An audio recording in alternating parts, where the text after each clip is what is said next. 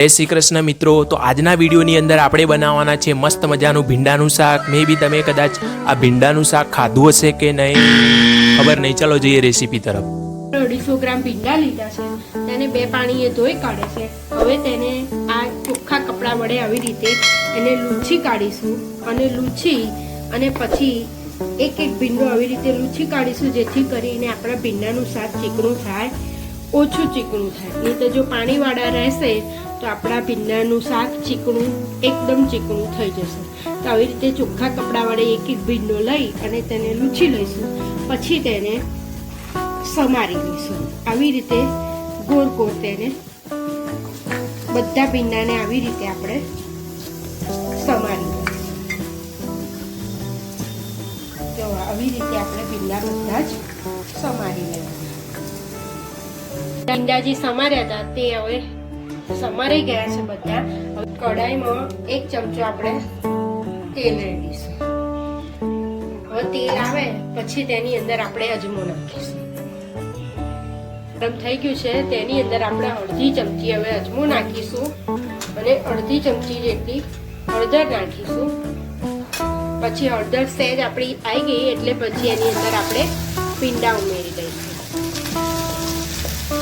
ભીંડા આપણે કેટલા ગ્રામ લીધા છે? અહીંયા 250 ગ્રામ જેટલા ભીંડા લીધા છે।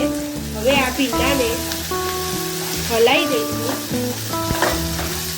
આપણે અજમો કેમ નાખ્યો ભીંડાની અંદર કે ઘણા બધાને ભીંડા ખાવાથી વાયુ થઈ જતું હોય છે, તો આપણને શરીરમાં વાયુ ના થાય ભીંડા ખાવાથી, એટલા માટે અજમાનો ભીંડામાં વઘાર કરવો જોઈએ, તો આપણને વાયુ થાય નહીં। હવે આપણે એની અંદર અડધી ચમચી ધાણા જીરું અને અડધી ચમચી મરચું નાખીશું।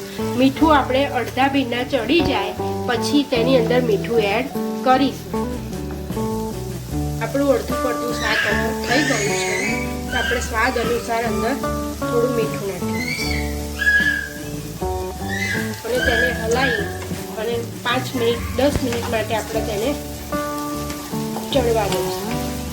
ધીમા તાપે ચડવા દેવાનું, જેથી કરીને આપણા ભીંડા બળી ના જાય અને વચ્ચે વચ્ચે આપણે શાકને પણ હલાવતા રહેવું, જેથી કરીને શાક આપણું નીચે ચોંટે નહીં। હવે આપણે 10 મિનિટ રહી અને ગેસ આપણો બંધ કરી લઈશું, જેથી આપણું શાક ચડી અને સરસ થઈ ગયું છે।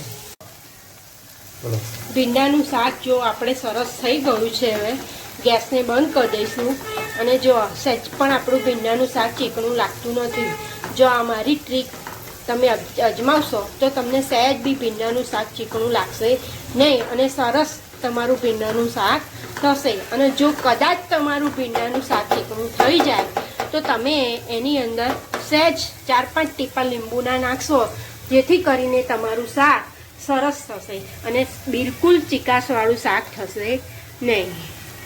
આપણું જે ભીંડાનું શાક છે તે રેડી થઈ ચૂક્યું છે। તમને આ ભીંડાના શાકનો વિડીયો કેવો લાગ્યો અમને કમેન્ટ કરીને જરૂર બતાવજો અને ચેનલને લાઇક, શેર અને સબસ્ક્રાઈબ કરવાનું ના ભૂલતા અને હા, તમારા ફેમિલી સાથે પણ શેર કરવાનું ના ભૂલતા। તો ચલો જ મળીએ નેક્સ્ટ વિડીયોની